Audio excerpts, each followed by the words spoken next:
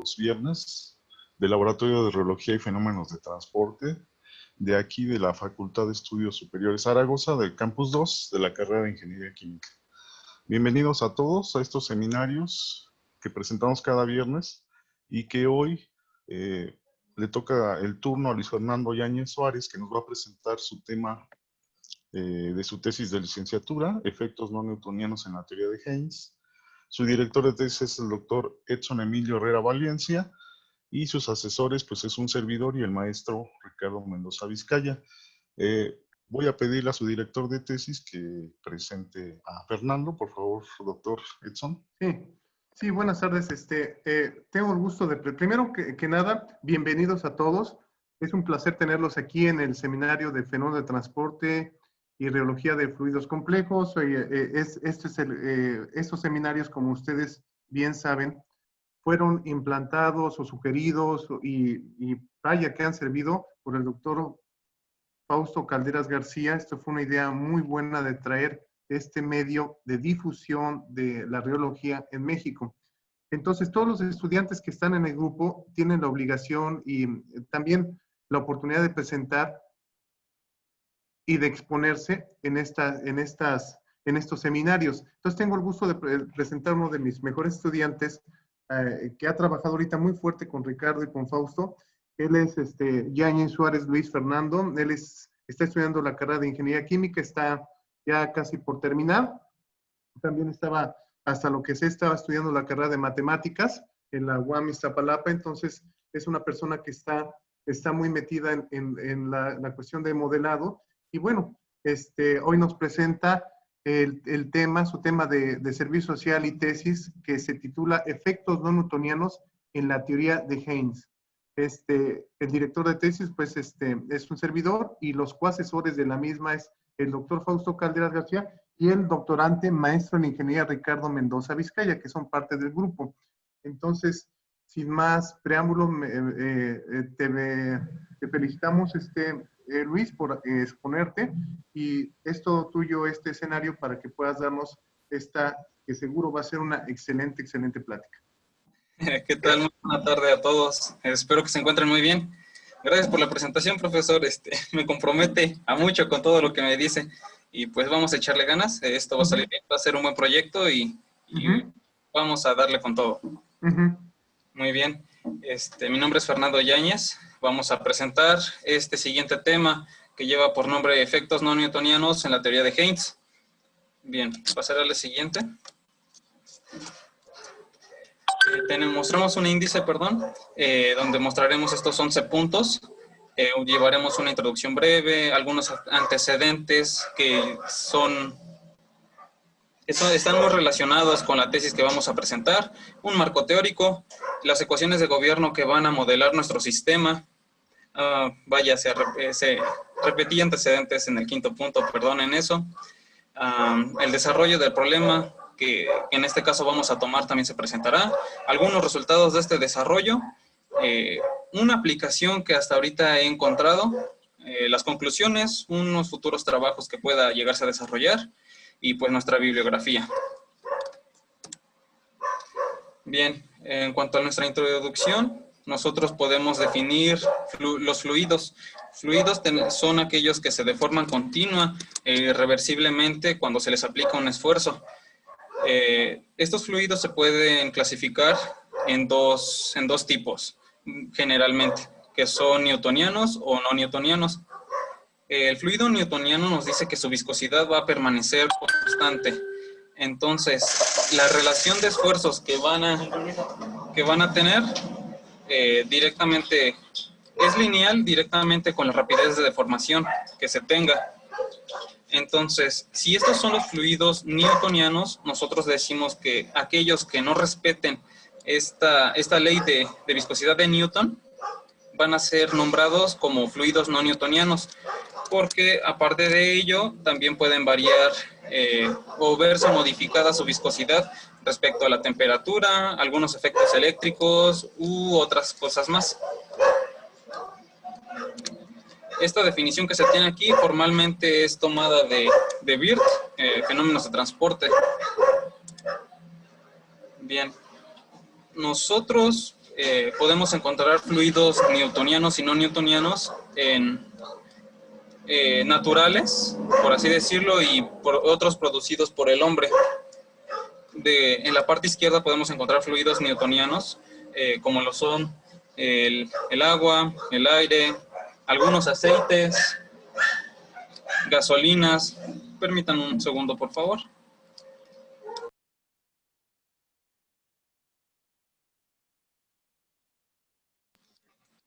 Sí, listo.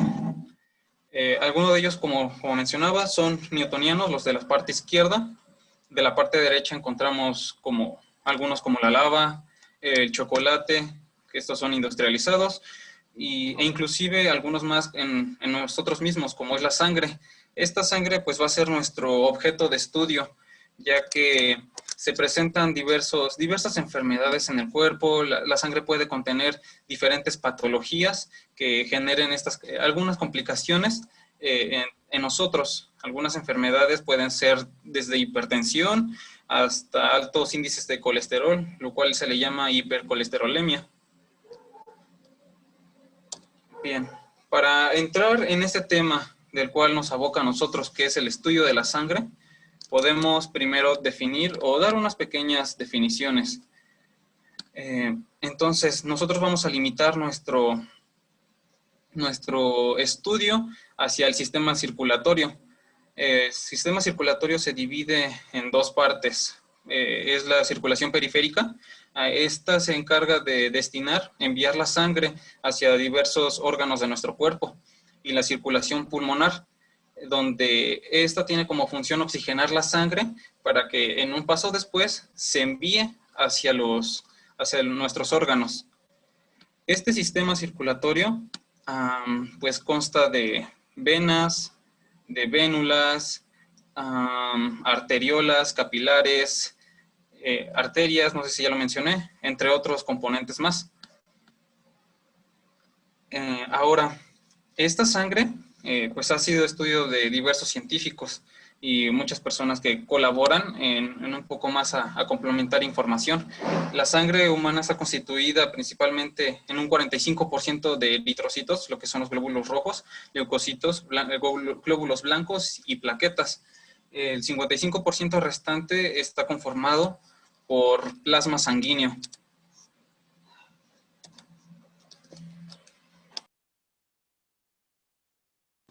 Bien, dado que se ha hecho mucha investigación acerca de la sangre, existen diversos modelos, diversas personas que están encargadas muy relacionadas con este fluido. Este fluido, la sangre, no sé si lo mencioné, pero lo podemos tomar como un fluido no newtoniano, es en sí un fluido no newtoniano, perdón, pero nosotros para fines, para modelarlo, lo tomaremos como newtoniano. Uno de estos fenómenos que se han investigado a lo largo del tiempo es el efecto Fareus-Lindqvist, del cual anteriormente se tiene un efecto, que es el efecto Fareus. Este efecto Fareus nos dice que en una bifurcación o en un cambio de vena hacia arteria hay un capilar pequeño en el cual se reduce el diámetro de este capilar. Como se reduce el diámetro del capilar, entonces también va a reducir el nivel de eritrocito que va a tener, que se va a presentar aquí. Entonces, esto se da a cabo en tubos o capilares muy pequeños, alrededor de 0.3 milímetros o 300 micrómetros. Ese es el fenómeno que explica el efecto Fareus. Tenemos el efecto Fareus-Lindqvist, que es el que vamos a desarrollar como antecedente encaminado hacia nuestra tesis. Bien, el efecto Fareus-Lindqvist nos dice que la viscosidad de la sangre disminuye a medida que también disminuye el diámetro de nuestro tubo. Este fenómeno se va a presentar aproximadamente en tubos de 500 micrómetros. ¿Esto por qué se va a dar? Se dice que porque en el transporte de la sangre, cuando fluye la sangre, se va a formar cerca de las paredes una capa de plasma. Y entonces va a haber una mayor oposición a que fluya la sangre. Por eso es que se va, por así decirlo, a aglomerar células rojas o glóbulos rojos, perdón, justamente en el medio del tubo y se forma nuestra capa de plasma cerca de las paredes. Para poder modelar este efecto, se hace apoyo de la teoría de zona marginal de Haynes, la cual va a tomar a la sangre como un fluido newtoniano y va a ayudar en eso para llevar una buena modelación hacia nuestro efecto Fareos-Lindqvist. Bien, antes de que nosotros presentemos nuestro desarrollo, tenemos ciertas ecuaciones de gobierno que van a respetar nuestro sistema. Tenemos las principales que muchos conocemos, la ecuación de continuidad, que es un balance de materia, entradas igual a salidas, salidas igual a entradas. Tenemos también la siguiente ecuación, que es la ecuación de movimiento, que más que nada es la segunda ley de Newton aplicada al movimiento. Otra de ellas, como lo mencionamos previamente en los fluidos newtonianos, tenemos la ley de viscosidad de Newton, la cual relaciona los esfuerzos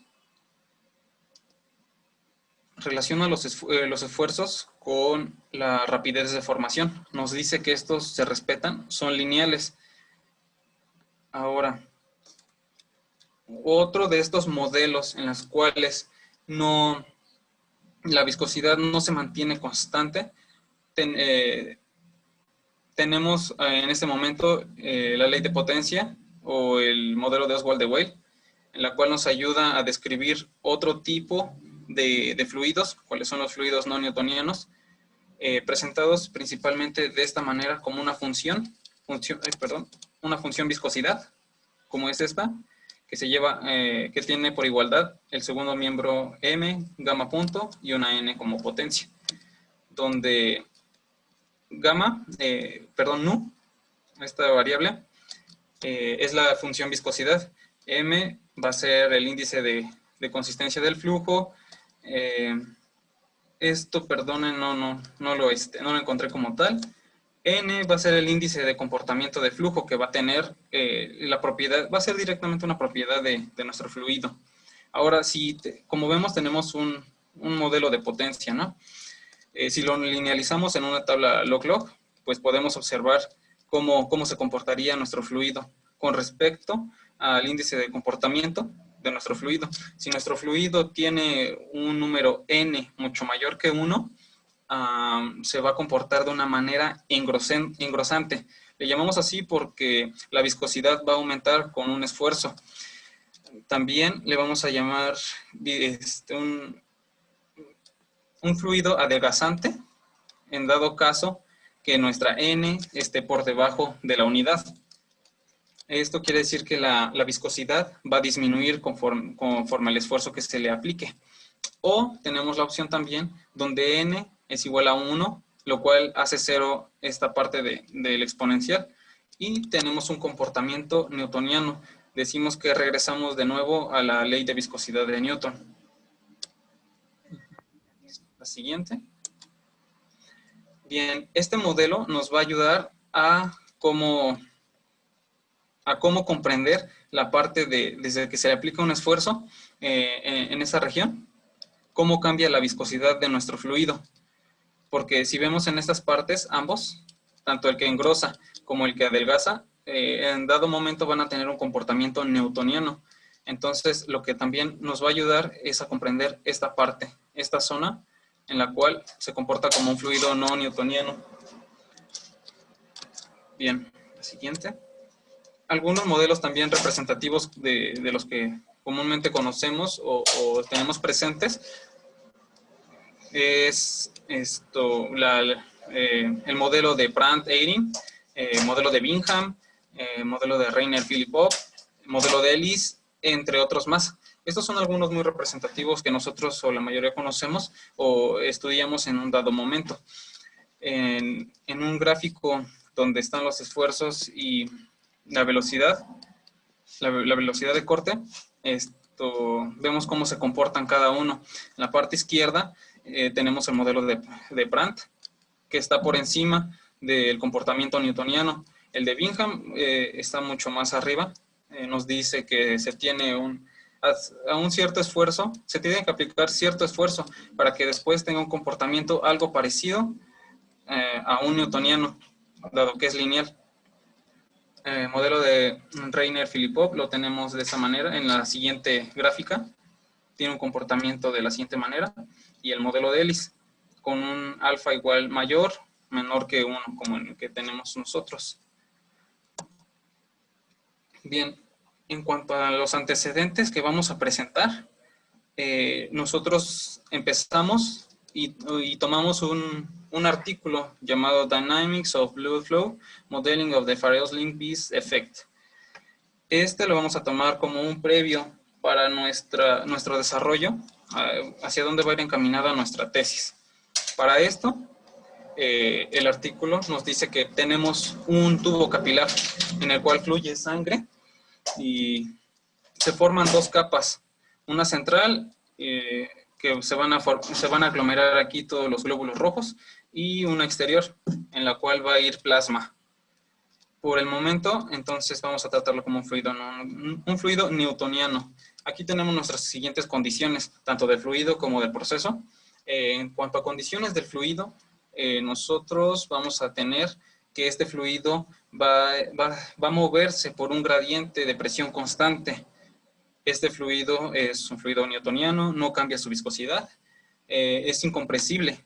Esto quiere decir que no cambia nada, ni la masa ni el volumen respecto al tiempo también, que nos va a dar esta característica, el sistema estacionario. Tenemos un flujo unidireccional, como vemos, empieza desde aquí y sale por el otro extremo. Nuestras condiciones de proceso que nos van a limitar nuestro problema son las siguientes. Un sistema estacionario, no varía con el tiempo. Tenemos un proceso isotérmico, dado que es sangre y lo ubicamos dentro del cuerpo humano, el cuerpo humano mantiene su temperatura constante. Por eso nosotros lo limitamos a esta manera, en proceso isotérmico. Tenemos coordenadas cilíndricas, dado que es un tubo capilar, y pues mantiene geometría angular también. Bien, comenzando ya a entrar a las ecuaciones, primeramente vamos a realizar un balance de materia con la ecuación de continuidad. No sé qué sucedió. Vemos cómo es el comportamiento de la velocidad en sus diferentes componentes. Entonces, lo que nos entrega la ecuación de continuidad es una ecuación de la siguiente manera, que está relacionada con nuestro sistema, lo que es en coordenadas cilíndricas. Ahora, lo que vamos a hacer es eliminar esta parte dependiente del tiempo, dado que tenemos un sistema estacionario. Velocidad en el radio, pues como tal no hay, por lo cual va a valer 0. La variación de la velocidad en el ángulo, pues tampoco va a haber, sino que esto también se ve afectado por la limitante anterior, que es la geometría angular. Lo que tenemos aquí es lo que hace que la velocidad en el ángulo se vaya. Entonces, lo que nos va a quedar es esta siguiente ecuación. Esto es lo que va a sobrevivir. Claramente podemos notar cómo el fluido pasa en nuestro sistema de coordenadas desde el punto inicial, en donde empieza el núcleo, hacia Z. Va dirigido a lo largo de lo que es el tubo. Entonces nosotros decimos que la densidad es constante y pues tenemos la variación de la velocidad, el gradiente de variación de velocidad en el eje Z.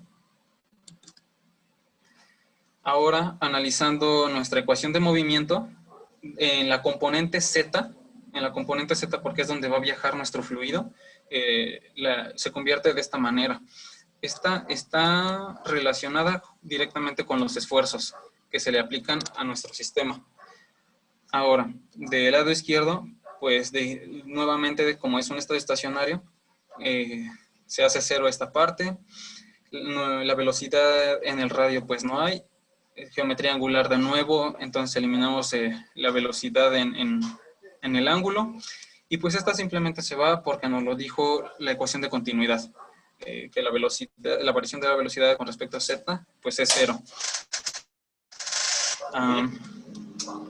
Luego, entonces los esfuerzos en nuestro tubo cilíndrico no van a haber en el ángulo, al igual que no va a haber esfuerzos en la dirección Z. Por lo cual, en el miembro izquierdo tenemos un 0 y simplemente nos queda esta parte de aquí. Esto, perdón. El gradiente y la primera parcial del esfuerzo. Entonces, si nosotros organizamos, podemos tener una ecuación de la siguiente manera, la cual puede ser integrada por separación de variables, llegando así al esfuerzo que se va a tener en la dirección Z y se propaga en el radio. Si nosotros utilizamos la definición de viscosidad de la ley de Newton, que es la siguiente, podemos pasar a una ecuación de la siguiente manera, en donde una vez ya integrado tenemos una constante. Aquí es donde nosotros vamos a involucrar nuestras condiciones de frontera. Dado que en nuestro sistema tenemos por así decirlo, dos zonas, dos regiones, una en el centro y una cerca de la pared, vamos a presentar 4 condiciones de frontera. La primera condición de frontera nos dice que desde el centro hasta el radio asterisco, que es esta parte de aquí, la zona, en esta zona se va a cumplir la siguiente condición de frontera. La velocidad en la interfase va a ser la misma en el tubo central que en el ánulo que se va a formar aquí. Entonces, esa va a ser la primera condición de frontera. La segunda nos dice que igual, cuando el radio llegue a la interfase, los esfuerzos serán los mismos, dado en el centro como en el fluido exterior que se va a formar. La condición de frontera que se presenta, la tercera, esto aquí era R grande, perdón. Cuando el radio llegue a R grande, se dice que la variación de la velocidad en la pared va a ser finita. No, perdón, sí, está bien esto. Cuando el radio alcance la interfase, la variación de la velocidad va a ser finita. Entonces, la condición de frontera número 4, esta sí nos dice que cuando el radio alcance la pared, la velocidad en la pared va a ser 0. Esto va a ser dado porque no va a haber condición de deslizamiento en la pared. Bien. Una vez que nosotros aplicamos la condición de frontera 2 y 3, que sería, vamos a generar una ecuación de la siguiente manera. Cada una va a ser dada para el núcleo en medio y el otro va a ser en el ánulo, en la parte superior o exterior de nuestro tubo. Bien, nosotros aquí le llamamos de una manera, le llamamos alfa, para que no ocupe tanto espacio, porque se vuelve un tanto complicado mantener todas las variables en su correcto lugar. Entonces, una vez que tenemos las ecuaciones de esta manera, podemos obtener nuestro perfil de velocidad,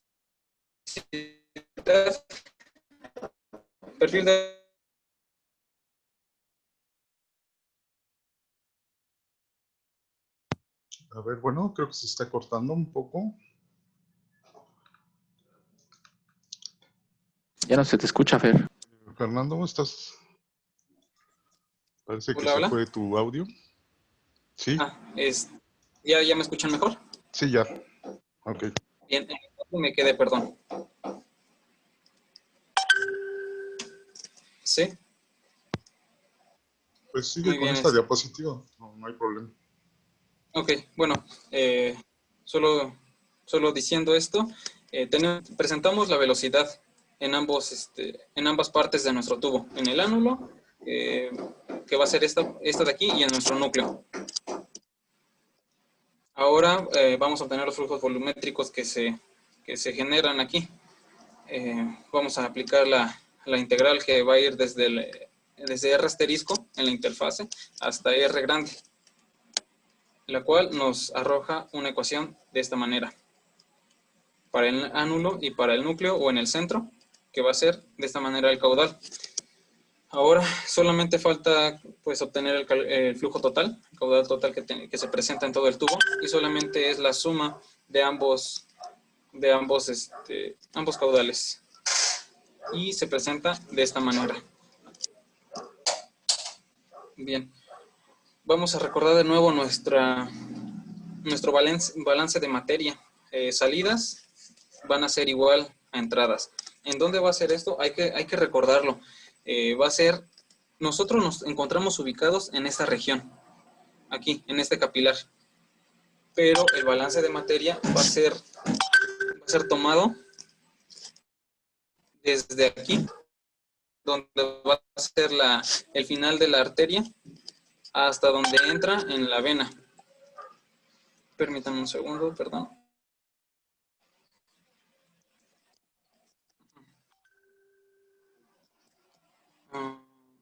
Sí. Entonces, nuestro balance de materia va a estar dado así. Salidas igual a entradas. ¿Dónde va a ser? En esa parte. Aquí. Porque nosotros estamos observando el fenómeno en este capilar. Bien. Vamos a denotar entonces nosotros como HD al nivel de eritrocito que se va a contener. ¿En dónde? La vena, la salida. Y HC va a ser el nivel de eritrocito en el centro, en la zona que mencionábamos aquí, en la zona central de nuestro capilar. Bien. Nosotros podemos encontrar en la bibliografía 2, por Ronald Fournier, una relación. Esa relación es del eritrocito que se va a tener en la descarga con respecto al tubo, que se va a tener aquí, en nuestro tubo. Esa es la relación que se puede encontrar ahí, donde dice que esa relación va a ser igual al cuadrado de la razón de los radios. Entonces, si nosotros sustituimos si lo transformamos de esta manera a esta, podemos obtener una siguiente relación, que es esta. ¿Qué es lo que nos falta? Solo sustituir los caudales. El caudal total y el caudal que se va a tener en el centro. Otra vez, recordando que esto es el balance entradas-salidas, todo lo que se lleva, y esto solamente en el centro de nuestro tubo capilar. Una vez realizando toda el álgebra, se obtiene una ecuación de la siguiente manera. Ahora, por la ecuación de Hagen-Poiseuille, nosotros sabemos esta parte. Esto no es más que la ecuación de Hagen-Poiseuille. Si intercambiamos de posiciones al caudal y a la viscosidad, solamente fue lo que se hizo. Se obtuvo la viscosidad aparente. Se obtiene de esta manera, en la cual se va a sustituir en esta ecuación, la ecuación de flujo. ¿Para qué? Para que se utilice esta relación también. Se usa esta relación de flujo total y entonces procedemos a tener una siguiente ecuación. Permítanme un segundo. Hacemos la relación entre esta y esta, y generamos esta ecuación, la ecuación asterisco. Bien. Se vuelve a tomar el siguiente camino que se tiene por Ronald Fournier, en el cual nos dice que tenemos una función, en nuestro tubo con la viscosidad que se presenta. Esta va a tener a su vez una beta, que es una función que está dada en función de la concentración o del nivel de eritrocitos y que va a variar también respecto a la temperatura. Va a ser dependiente de estas dos entonces. Bien, si nosotros combinamos ahora, hacemos uso de esta ecuación, la ecuación gato y la ecuación asterisco, procederemos a tener esta siguiente ecuación. Aquí los niveles de eritrocito van a ser solamente mayores que el 60%. Es una limitante o sí, digámoslo así, una limitante que va a tener solo esta función. Ahora, esto es lo que también se reporta en el libro.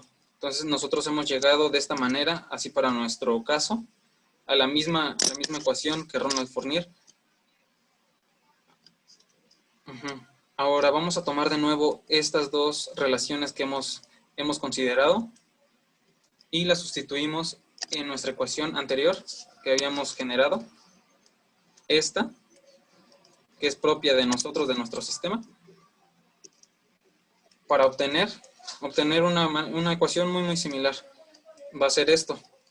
De aquí, nosotros, al momento de hacer el álgebra, tenemos algo interesante, algo importante, que es esta función, la cual va a estar dada en función del nivel de eritrocito que se va a tener en la capa central de nuestro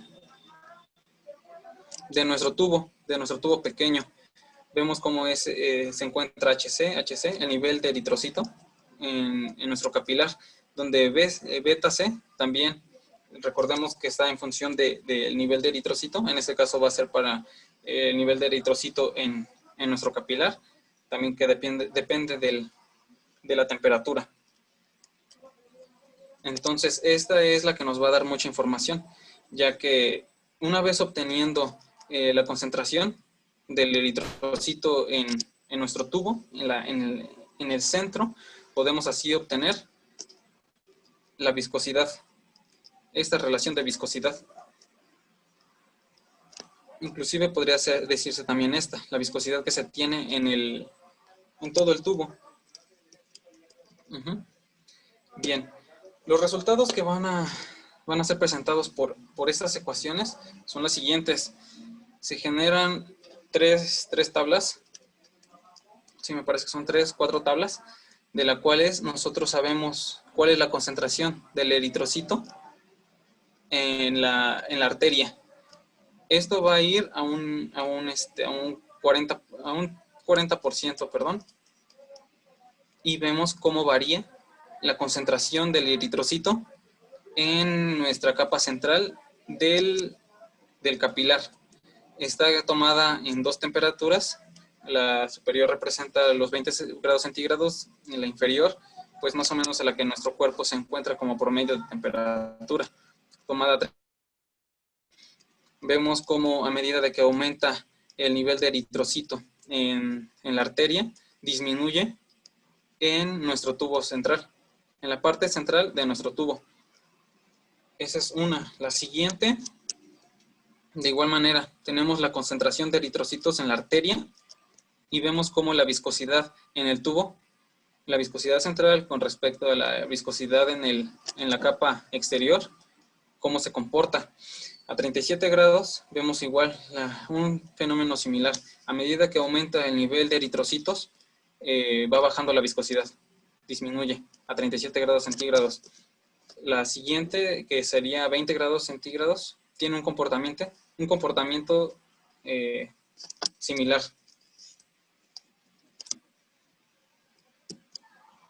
Bien. De las otras 2 siguientes tablas que nos entrega las ecuaciones anteriores, va a ser la variación que se tiene de la capa central con respecto a la concentración de eritrocitos en la arteria. A medida que aumenta el nivel de eritrocitos en la arteria, tenemos como esta relación de la capa central va aumentando, dadas 2 temperaturas, la temperatura de 37 Celsius y 20 Celsius. En un dado momento se llegan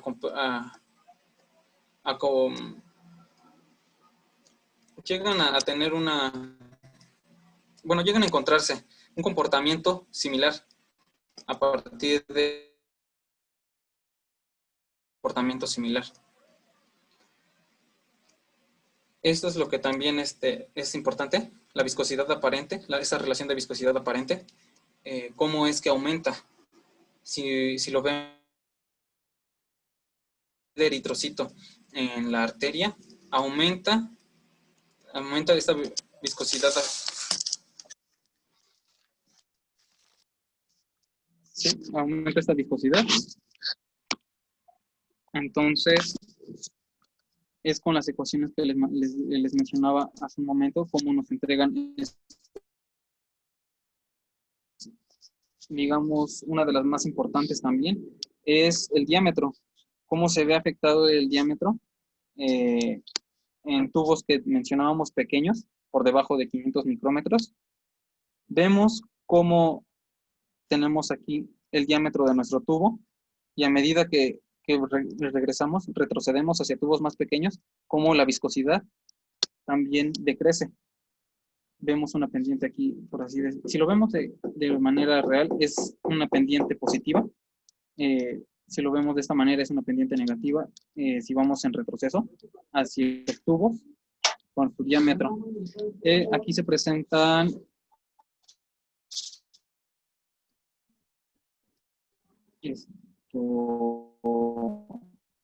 resultados experimentales, que son estos que tienen de esta teoría que nosotros hacemos uso, la teoría de zona marginal, teóricos, perdón. Entonces vemos cómo es su comportamiento. Si lo vemos, es muy aproximado. Es aproximada la predicción. Un momento, por favor.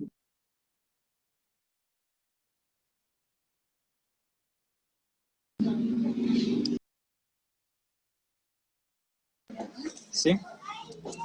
Entonces, tenemos esta siguiente tabla. Es la última que presentamos.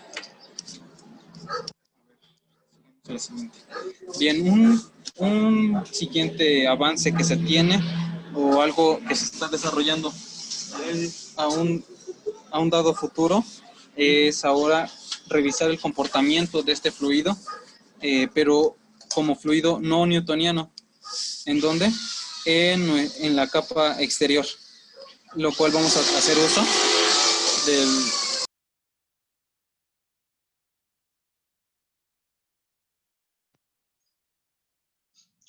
Parece que su compañero está teniendo problemas de audio. Vamos a esperar un momento. Y una disculpa. Hola, hola. Sí, adelante. Bien. Bueno, como les mencionaba, un siguiente avance que vamos a generar ahora va a ser usando el modelo de Ostwald-de-Weil, en el cual vamos a tomar como fluido no newtoniano la zona exterior en el plasma que se va a tener o presentar en nuestra vena, en nuestro capilar, perdón. ¿Cómo procedemos con ello? De la misma manera, vamos a realizar un balance de materia, el cual nos va a indicar igual hacia dónde va la velocidad. Vamos a tener por ecuación de movimiento una ecuación similar a la presentada anteriormente. Va a estar igual en forma de los esfuerzos que se van a generar en el Z.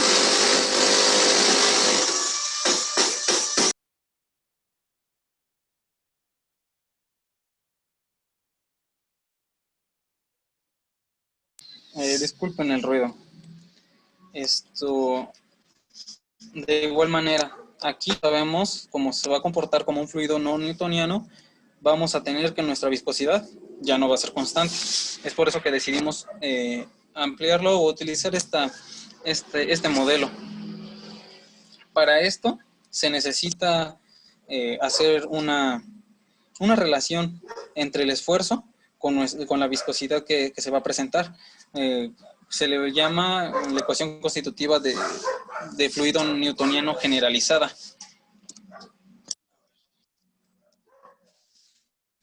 Que va a tener una forma así, en donde ahora va a recaer toda la viscosidad en esa parte, que es la función viscosidad que va a representar a nuestro fluido, donde la función viscosidad es una función escalar por la magnitud de gamma punto. Hasta ahorita el desarrollo está en papel, no lo he pasado aquí a digital. pero podemos observar que es un comportamiento muy similar. Igual se van a tomar se toman 4 condiciones de frontera, unas en el fluido interior y otras en el fluido exterior, donde va a estar la viscosidad no constante. Sí, como les mencionaba, una de las aplicaciones que hasta ahorita he encontrado por la investigación, podríamos decir que es en la separación de plasma eritrocito que se presente o que se requiera. Un futuro trabajo que posiblemente se tenga en mente podría ser el estudio en transfusiones de sangre, cómo es que se ve afectada en dicho transporte. O este mismo problema, pero tomando en cuenta el deslizamiento en la pared. A lo largo del tiempo, mientras avancemos, vamos a ir encontrando futuros trabajos que posiblemente puedan desarrollarse y aplicaciones. En cuanto a esto, en las conclusiones, podemos decir que sí, la viscosidad disminuye cuando también disminuyen los capilares por debajo de 500 micrómetros. Es lo que nos dice el efecto Farrell-Lindquist de zona marginal de Haynes. Estos datos teóricos que se obtuvieron tienen una desviación entre 4% y el 15%, sin tomar en cuenta algún parámetro de ajuste. Entonces podríamos decir que es un tanto apropiado, aproximado, ¿no? Ahora, esto notaron que también teníamos un cambio de viscosidad aparente. Pues este cambio de viscosidad aparente sí va a tener cierta... ¿Esto en qué se va a ver afectado? En que se va a tener una presión arterial baja.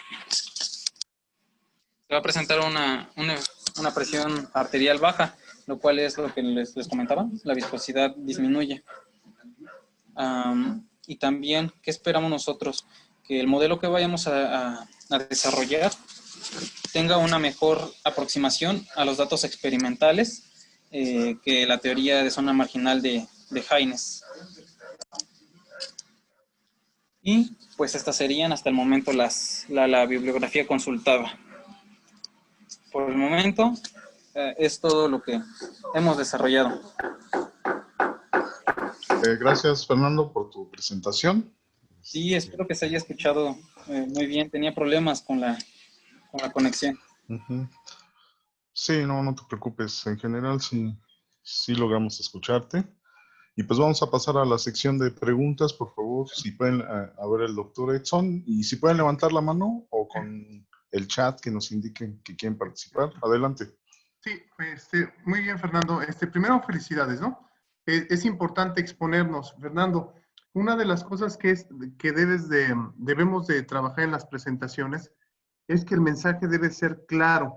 En algunas partes fue muy difícil seguirte porque no teníamos claro exactamente qué ibas a hacer. Debe ser muy contundente cómo vas a presentarle a tu audiencia lo que vas a estudiar. Vamos a estudiar la sangre desde el punto de vista de la ingeniería química.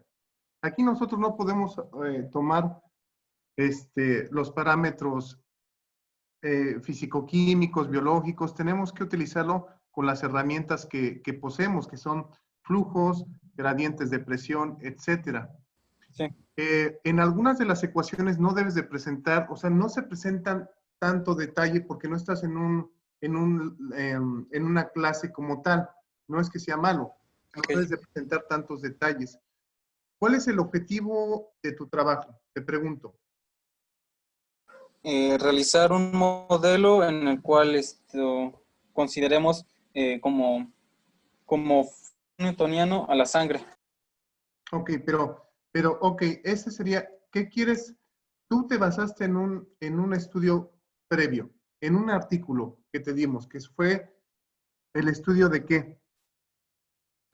El estudio de la sangre, dado dos zonas. La zona marginal, ¿no? Sí, así es. Ok, bueno. Entonces, lo primero que nos debes de quedar claro es la motivación de tu trabajo, el por qué es importante. Diabetes, colesterol, hipercolesterolemia, glucosa baja, glucosa alta, cáncer, etcétera. Señores, Sí. esta es la motivación principal de mi trabajo, entender un fluido biológico desde el punto de vista de ingeniería química. Para eso nos basamos en las ecuaciones de transporte y continuidad y la reología, que es la ciencia del flujo y la deformación. Sí, Punto. claro. Sí, Punto. muy bien. No Sí, es Jorge. necesario que nos expliques que sustituyendo todo, tienes que ser muy claro. Ladies and gentlemen, este es el mensaje. Quiero enseñarle a todos los que están aquí el núcleo de este trabajo, que es estudiar por qué migran de la pared hacia el centro de tubo los eritrocitos y por qué se adelgaza al migrar. Tenemos dos zonas marginales. En la pared del tubo, que sería en la vena, tenemos una viscosidad baja y en el centro una viscosidad alta. La pregunta es muy clara para todos. ¿Por qué? ¿Cuál es la razón de este cambio? ¿Es un proceso de transferencia de masa? ¿Es un proceso de transferencia de momentum? ¿Se acoplan los dos? Es lo que queremos contestar. Sí, muy bien. Después de eso, nos vas a plantear los antecedentes, que es suponer que la sangre es newtoniana, como lo hace el profesor Fausto, siempre les dice, suponga lo más simple, que es la parte newtoniana. Tenemos newtoniano en la pared y newtoniano en el centro. Entonces, ¿qué es lo que queremos deducir? Una expresión que nos permita calcular el flujo volumétrico, que no es otra cosa que la ecuación de Hagen y Poiseuille, ¿no? Sí, así es. Después de eso, vamos a ver cómo explicamos las dos zonas marginales, esta y esta. Y después vamos a extender esto que acabamos de entender a un fluido no newtoniano, porque la naturaleza reológica de la sangre es no newtoniana. ¿Ok? Sí, muy bien, profesor. O sea, debes de ser muy claro, todos debemos de ser muy claros. Y yo te agradezco, sobre todo, exponernos, porque aquí te das cuenta, nos estamos enfrentando un reto porque no ves las caras de las personas con las que estás trabajando y a veces pues puedes bajar o intensificar, sino que debe ser muy, muy claro a partir de estas circunstancias que tenemos en una presentación.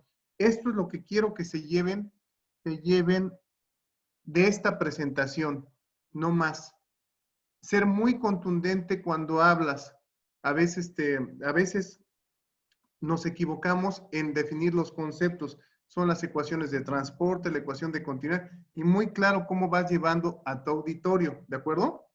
Sí, profesor. Muy Todos bien. los cálculos matemáticos, no tengo la menor duda de que están bien porque lo estuviste trabajando con Ricardo y están bien. Yo te conozco las capacidades, pero es importante porque estos seminarios, y con esto termino, son un requisito para la gente que va a pedir un trabajo, porque en 10 minutos tienes que convencer a una persona o vas a pelear por una beca o vas a exponerlo en otra materia. Tienes que darme en 10 minutos lo mejor que tú tienes. Entonces es importante plantearse bien las cosas y sobre todo ir seccionando bien las cosas. No todos los cálculos, sino esto es lo más importante. De esto hice esto y esta sección es introducción, motivación, análisis de resultados, conclusiones y trabajo futuro. Finalmente, lo que aprendimos en este seminario es esto, ¿ok? Entonces, hay que trabajarlo, pero ahí está, y yo te felicito porque todos estamos aprendiendo a exponer. Quizá Creo que sí. de los que mejores exponen aquí, o que yo he visto que exponen muy bien, es Luis, nuestro estudiante de doctorado, que es estudiante del doctor Fausto, Ricardo, y muchos estudiantes nos han aportado muchísimo. Te lo digo porque todos exponen bien, pero ellos tienen una facilidad y van llevando las cosas, hay que aprender de ellos y todos estamos en ese contexto. Yo te quiero agradecer por exponerte, porque el lema del grupo, más allá de cualquier otra cosa, es me expongo para mejorar. No hay más. Sí, claro. Sí, es un poquito. Muchísimas gracias, ¿eh? Y Sí, ya tu les cedo comentario. la palabra a los demás. Gracias. Tu comentario, profesor. Mejoraré en todo ello que me mencionó. Sí, gracias. Y gracias, doctor Edson. ¿Alguien más que quiera participar? Que levante la mano, que nos diga en el chat. Aquí en el chat, Camil dice, en la ley de viscosidad de Newton, ¿cómo interpretas el signo negativo? Fernando.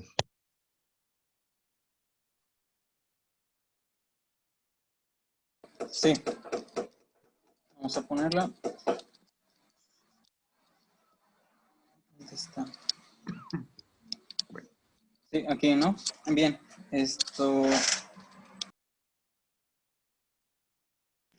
Perdón, estoy teniendo unas dificultades. Sí, Segundo, permítanme. Bueno, tenemos otra... Sí, adelante. es que estoy atendiendo algo. Permítanme un segundo. Sí, sí. Tenemos otra pregunta pendiente de Juan Carlos Martínez. También ahorita le damos cauce. Permítanos porque su compañero está teniendo problemas con el audio. Disculpen, estoy teniendo problemas aquí en casa con una situación. No es tan complicada, pero algo sencilla. Entonces, no sé si pueda dejarlo para otro momento, dado que tengo que retirarme. Sí, te guardamos las preguntas del chat. Discúlpenos. Les Y ofrezco una pues después las disculpa por esto. contestas. Sí, les ofrezco una disculpa por esto, Sí, no pero te preocupes. me salió un imprevisto de repente. Ujú. Bueno, yo quiero aprovechar aquí para comentarles, y a ver si alcanza a escuchar Fernando, y si no, después le digo que noté muchos errores de dedo en sus diapositivas, incluso si vieron la última diapositiva de la bibliografía, quién sabe si la podamos poner, pero tenía muchos errores en el formato de cómo cita la bibliografía. Ah, qué bueno que la pueden poner. Miren, primero las numera y luego ya no las numera. Primero, la tercera ni siquiera tiene el mismo formato de empezar con el autor, o sea, le faltan datos. Entonces, por ahí la de Tortora y Derrickson, pues ahí empieza con el nombre del autor y luego el apellido y arriba empezaba al revés. Entonces, sí deben de llevar una secuencia y deben de presentar trabajos más profesionales. Esto siempre se los comento a mis alumnos. No, puede estar muy bien la matemática de Fernando, no dudamos que todo lo que hizo matemáticamente está correcto y es muy relevante, pero ustedes deben de acostumbrarse a entregar trabajos profesionales. Entonces, en un trabajo profesional, donde ustedes están presentando cuando van a pedir trabajo o cuando ya están trabajando y se presentan en una junta, hacen una exposición, pues tiene que reflejarse su profesionalismo. Entonces, por eso siempre les trato de enseñar a mis alumnos en las tareas, empezando desde ahí, que importa tanto el fondo como la forma. O sea, la tarea puede estar muy bien hecha, pero si no la presentan con un formato adecuado, también son puntos malos para ustedes ahorita en la calificación, pero ya después en su vida profesional, pues los pueden hasta correr de un trabajo, ¿no? Por presentar una cosa poco profesional, mal hecha, independientemente de que puedan estar bien los resultados. Y al revés también puede estar muy bonita, pero si los resultados no son los adecuados, pues igual son puntos malos. Entonces, por favor, enséñense a presentar trabajos profesionales y traten de revisar siempre antes de hacer una presentación, pues traten de ver los errores o que alguien más se los revise, porque a veces uno no los ve de tanto que ya leyó uno una diapositiva, ya es difícil a veces que uno mismo vea sus errores. Entonces, traten de que alguien más también los revise para evitar esto, ¿no? Entonces, era un comentario que les quería hacer, aprovechando que aquí están algunos de mis alumnos, pero en general para todos los alumnos es una recomendación que yo les hago. Desafortunadamente Fernando tiene problemas de audio y bueno, ahorita no va a poder contestar sus preguntas. Se las vamos a guardar, aquí las del chat, y después se las pasamos. Y no sé si alguien más tenga algún comentario, quiera participar. Adelante. Si no, pues vamos a cerrar el seminario de hoy. No sé si quiere cerrar, Edson. Bueno, parece que tampoco. Sí, ya, adelante. ya. No, básicamente, pues, a todos, los que están aquí, a los profesores, a la maestra Dominga, que es parte, por supuesto, del equipo, pues queremos agradecerles y este es un espacio en donde se van a presentar principalmente los temas de rheología y de fenómenos de transporte que hace este grupo, que investiga, que es parte de la investigación original que se lleva a cabo en la Facultad de Estudios Superiores Zaragoza. Nosotros tenemos el laboratorio 7 de la Unidad Multidisciplinaria de Investigación Experimental en Zaragoza. Entonces, se van a presentar alumnos principalmente de tesis, en algunas ocasiones profesores invitados, pero es un espacio para que se fomente la discusión de todo lo que se hace a nivel licenciatura en estas áreas. También estamos abiertos a otras áreas que vengan aquí a exponerse. Y lo importante es esto, que vayan agarrando cierto feeling para este tipo de presentaciones, porque, insisto, como dice el profesor Fausto, es importantísimo que aprendan a vender en el sentido de que sea poderosa una presentación, y solamente ensayándolas. Al principio nos cuesta trabajo porque no sabemos bien cómo se estructuran, pero después es muy natural cómo se tiene que ir presentando, por lo menos en la cuestión de una presentación lo más profesional que se pueda, ¿no? Entonces, pues yo, como siempre, les quiero dar las gracias a todos, a toda la gente que está aquí, y este espacio siempre va a estar abierto para ustedes, para que presenten todo lo que más puedan. Y bueno, y agradecerle a los profesores su amables tiempo, invitación. Y bueno, estamos aquí a sus órdenes para cualquier cuestión, y cuídense mucho. Es básicamente. Perdón, Ricardo, ¿tienen Ajá. levantada la mano? Adelante. Sí, profe. Nada más comentarles un poco de lo que está haciendo Fer. Dado que ahorita están teniendo problemas ahí con su audio, su trabajo va a sentar las bases para trabajos futuros.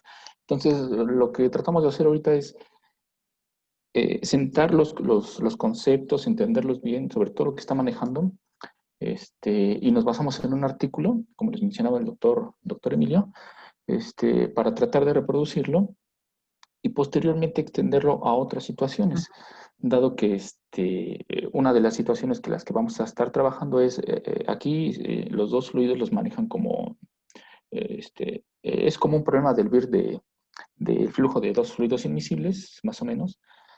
Aquí es la sangre, que se separa el plasma y los eritrocitos. Entonces, esos conceptos hay que tenerlos bien definidos. El hematocrito es un promedio de volumen, es una contracción en volumen.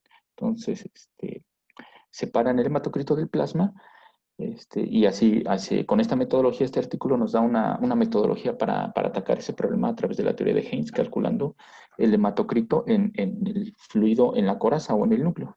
¿Okay? Entonces, lo que se piensa hacer más adelante es incluir efectos tal vez de deslizamiento en la pared, o hacer el plasma no newtoniano. Por la sesión pasada, el seminario pasado, el doctor Edson les comentó que hay ciertas proteínas que puede tener el plasma que le pueden brindar elasticidad al fluido, ¿okay? O que sea no newtoniano, dependiendo de la rapidez de formación.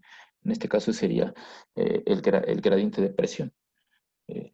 Y observar qué efectos tiene que el plasma sea no newtoniano. Otra aplicación, o que también Fer no mencionó, y que, bueno, la vamos a estar trabajando, es que cuando hay depósitos, se dan cuenta, el modelo dice que hay una reducción entre el paso de arteria a vena. Hay una reducción de diámetro, hay un tubito más pequeño. Entonces, eso también sucede cuando hay depósitos de calcio o de colesterol, que cuando se depositan las paredes, pues hay una reducción. Puede ser suave, abrupta, pero hay una reducción. Entonces, eso podría explicar también que es un efecto benéfico, en el sentido de que si hay depósitos de colesterol, nos ayuda ese efecto, el efecto Faraday-Lindbergh, a que la sangre siga fluyendo. ¿Vale? Hay una reducción de viscosidad para que pueda pasar a través del depósito. Entonces, son varias cosas, pero su trabajo en sí va a sentar las bases para más estudios más avanzados adelante, como por ejemplo, decir que el fluido en la coraza tenga una estructura, esté descrito por una ecuación rheológica que describa la estructura o la evolución de la estructura, como puede ser el BMP o alguna otra ecuación. Eso sería lo que quería comentar. Y gracias, Ricardo. Pues nuevamente les agradecemos su presencia en estos seminarios. Ya les avisaremos quién va a presentar y qué tema el próximo viernes. Y pues por el momento, pues ya nos pasamos de la hora, entonces vamos a dar por concluido la presente sesión. Y pues hasta el próximo viernes.